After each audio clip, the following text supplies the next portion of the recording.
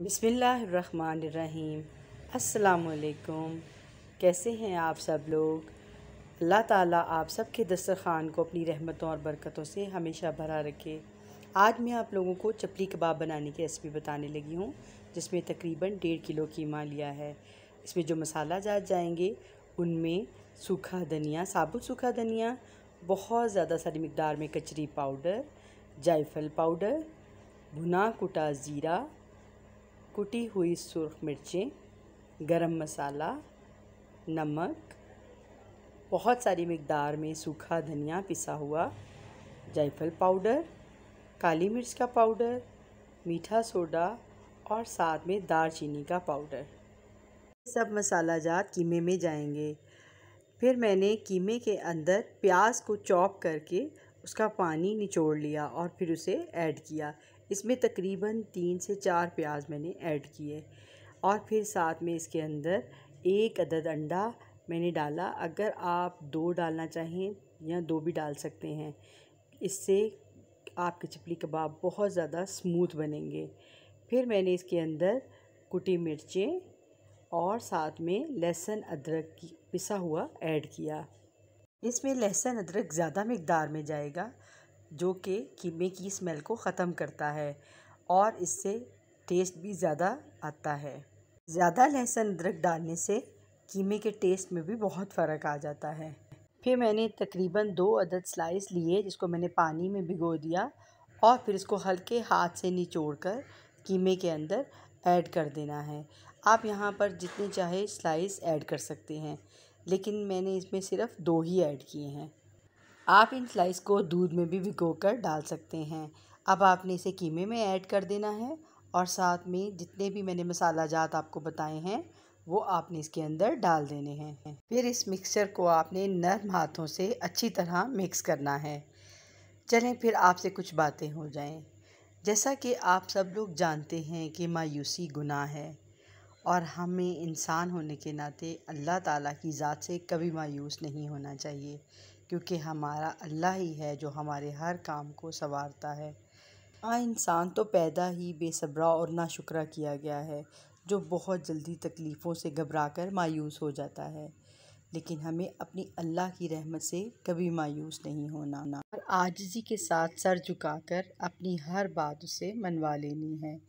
इस तरह हमारा अल्लाह बहुत जल्द मान जाता है और हमारी मायूसियों को भी दूर करता है।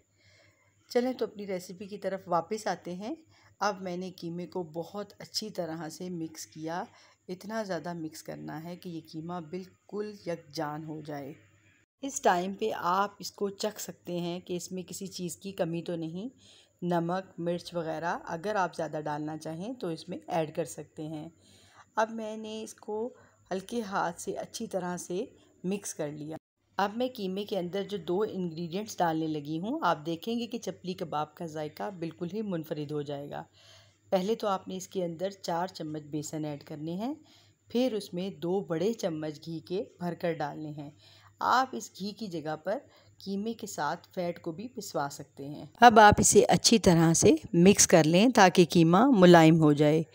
यही तरीका आप चपली कबाब बनाने के अलावा सीख कबाब, गोला कबाब और कीमे की टिक्कियाँ भी इसी तरीके से बना सकते हैं। अब आप इसे अच्छी तरह से मिक्स कर लें ताकि कीमा मुलायम हो जाए। अब कीमे को स्मोकी फ्लेवर देने के लिए मैंने 2 अदद कोयले दहकाकर उसका धुआं कीमे को दिया। ऐसा करने से चपली कबाब बिल्कुल सीख कबाब का जायका देने लगते हैं। तकरीबन इसे 5 मिनट के लिए ढक कर रख दें ताकि सारा स्मोकी फ्लेवर कीमे के अंदर चला जाए। अगर आपको स्मोकी फ्लेवर नहीं पसंद तो आप इसे ऐसे ही रहने दें। मैंने तकरीबन 10 मिनट के बाद इसका ढक्कन उठाया तो कीमे के अंदर अच्छा खासा स्मोकी फ्लेवर आ चुका था। अब आप इसे मुख्तलिफ़ किस्म की शेप दे लें। मैंने इसे पेशावरी चप्पल कबाब की शक्ल में बनाया। आपको जैसे पसंद हो आप ऐसे ही बना लें।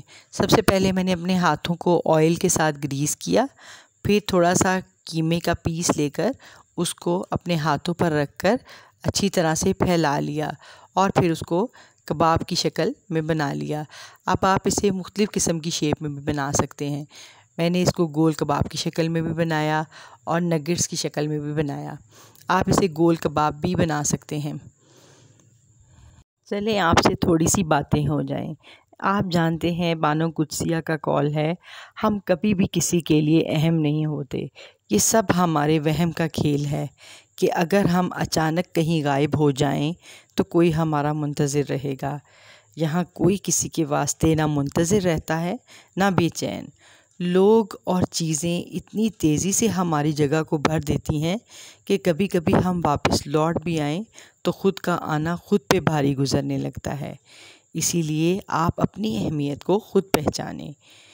चलें तो फिर आगे आप देखें कि मैंने कबाब को कैसे फ्राई किया।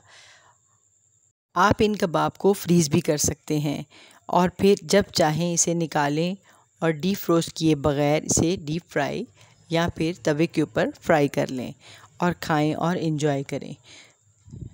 एक बात याद रखें, आपने इसे फ्रीज़र से निकाल कर फ़ौरन ही फ्राई कर लेना है, इसे बाहर नहीं रखना। इसी तरह मैंने सारे कबाबों को शेप देकर बना लिया और फिर आपके सामने अब मैं इसे फ्राई करूँगी। तवे पर आपने तकरीबन थोड़ा सा ऑयल लेना है। आप इसे डीप फ्राई भी कर सकते हैं, लेकिन मैंने इसे कम ही ऑयल में बनाया है। आप इसे हल्का सा ऑयल गरम होने दें, ज़्यादा गरम नहीं होने देना। आपने इसके ऊपर इन कबाब को डाल देना है। चपली कबाब का सबसे ज़्यादा मज़ा रायते के साथ आता है या फिर पुदीने की चटनी, केचप, इमली की चटनी, इस तरह किसी भी किस्म के डिप के साथ आप इसे पेश कर सकते हैं। अब आप इसे लो फ्लेम पर ब्राउन होने तक पकाएं। जैसे ही अच्छी तरह से गल जाएं, आप इसे डिश आउट कर लें। फिर मैंने इसी कीमे के नान भी लगवाए थे तंदूर से, बहुत ही मज़ा आया था। उसके ऊपर मैंने मक्खन डाला। चलें तो फिर अगली रेसिपी में आपके साथ मिलते हैं। आप लोग मुझे दुआओं में याद रखिएगा। अल्लाह हाफिज़।